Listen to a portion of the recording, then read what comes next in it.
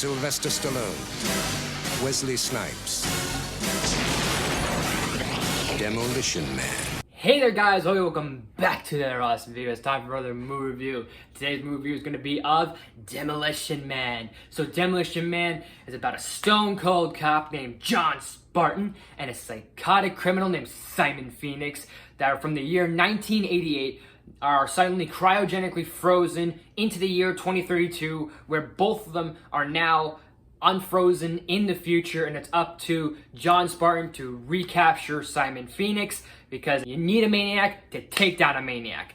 I have no idea who this was directed by or produced or anything like that, but I do want to say this about Demolition Man, is that I honestly think this movie does not get the credit or recognition or any acknowledgement that it deserves, because I think this movie really deserves a lot of acknowledgement, a lot of recognition, and I think it's a lot better than people remember it to be, because, like, let's face it, you have Sylvester Stallone and you have Wesley Snipes, two blasts from the past, two iconic 80s stars, 80s actors, 90s action stars, with John Spartan being that perfect badass and that man at a time, Sylvester Stallone being that perfect badass, and Wesley Snipes just having a blast, having a great time being the villain. Not only do I find it hysterical how he is as a villain, but the fact that it's so weird seeing Wesley Snipes with blonde hair, number one. Number two, the fact that he's just so hilarious on how he enjoys being malicious, he enjoys being malevolent,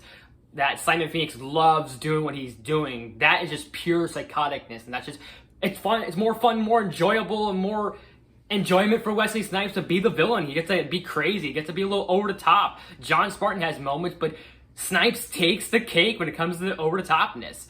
And yes, there is a good supporting cast with you have Sandra Bullock, you have Benjamin Bratt, and yeah, you have Dennis Leary, of course. I'm the kind of guy who likes to sit in a greasy spoon and wonder, gee, should I have the T-bone steak or the jumbo rack of barbecue ribs with the side order gravy fries? I want high cholesterol. I want to eat bacon and butter and buckets of cheese, okay? I want to smoke a Cuban cigar the size of Cincinnati in the non-smoking section. I want to run through the streets naked with green jello all over my body reading Playboy magazine. Why? Because I suddenly might feel the need to, okay, pal? I've seen this future. You know what it is? It's a 47-year-old virgin sitting around in his beige pajamas, drinking a banana broccoli shake, singing I'm an Oscar Mayer wiener. And although Dennis Leary is pretty much just playing himself in this role, I gotta give him a little credit. He is quite funny. But like I said, there is a great supporting cast. But the main thing that's the best thing about it is obviously Stallone and Snipes. They're the best here. They're carrying this movie on their shoulders, with John Spartan and Simon Phoenix being the perfect parallels, the perfect rivals for each other, the Batman to the Joker, the Sherlock Holmes to the James Moriarty. Especially the fact of Sylvester Stallone, his character John Spartan, being in this future that seems like it's all fine and dandy and all perfect and everything, but on this, underneath the surface, it isn't, which I find that very smart, and I think that's the big thing I've noticed rewatching this movie, because I've seen this movie twice so far. Maybe three, I don't know, but I definitely give this movie a little bit more credit than people deserve it to be, or I think this movie definitely deserves a little more credit, because in my opinion, this is probably one of the top 5 Sylvester Stallone movies, without a shadow of a doubt. But anyways, the whole thing of that, everything may seem perfect on the outside. There is obviously a future, there is a dystopian going on the inside of this so-called utopia. And I mean, it actually kind of works. Sometimes there are things that it is smart that, hey, they solved this case, they solved this with this technology, they have this here going on. Like, everything does work peacefully, but at the same time, you do have that feeling that the system still is a bit shady. But it does play on for some good commentary, both in serious moments and some actually good funny moments. I can't think of anything off the top of my head, but the only things that come to my mind is, of course, the obvious things of that the environment looks better, like obviously there's no pollution. The technology, obviously, the futuristic cars, the advancement of technology and weaponry, and just how everyone is dressed looks very futuristic. And there are some funny things, like I do kind of find it's a little silly, but it is kind of funny.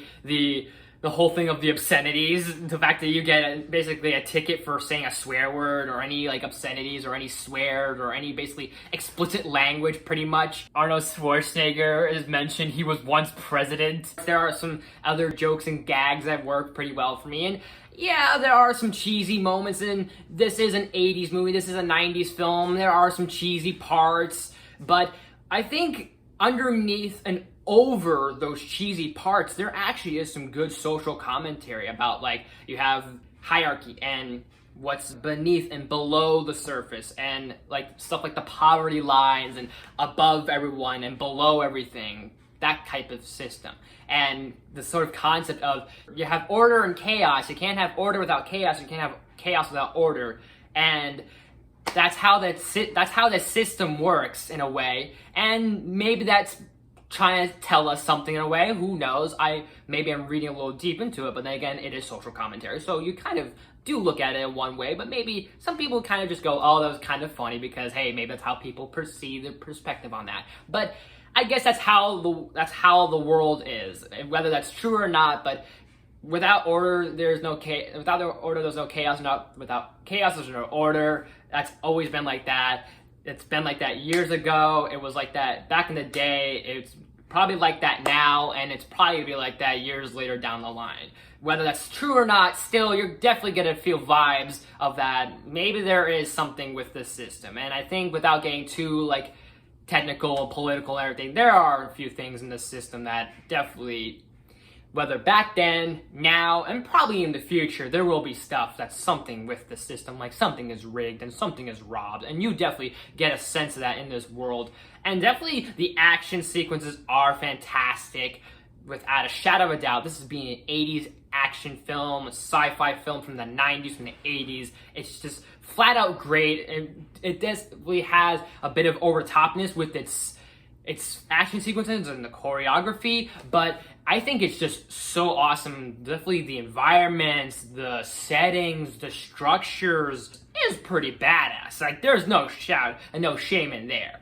But like I said, I think this is probably one of my favorite Stallone movies, probably top 5, maybe top 10, because, yeah, like I said, Stallone is definitely known for Rocky and Rambo, which that's not a problem, but I want to give him a little more credit for doing this film, and especially these two blasts from the past, Wesley Snipes and Sylvester Stallone, are just awesome. I'm going to give Demolition Man an A+. So Demolition Man, have you guys seen it? What did you think of it? Did you like it? Did you hate it? Let me know in the comments below. And as always, guys, thank you so much for watching. If you liked this video, please smash that button. If you're new to my channel, please subscribe. I do awesome videos every day, if not every week. Make sure you ring that bell. I'll try and do new videos every day, if not every week. Share the video with family and friends, all that good stuff and more. Leave some suggestions in the comment section. Leave some questions, suggestions, requests, anything, you name it. I'll look into it sometime, who knows. Like I said, keep those comments going. Not only does it help the algorithm and helps out the channel, but also put some questions in there so maybe we can have a Q&A somewhere down the line. I'd like to get some questions stored up so that way I can start working on a Q&A. But look out for a top 10 video possibly this week, along with a few other videos, maybe a few other reviews as well. All sorts of good things coming this way. Somewhere in the midst of this week, next week, the following week, so on and so forth. Whenever I get these videos up and running, they'll be here. So anyways, guys, thank you so much for watching. I'll see you next time.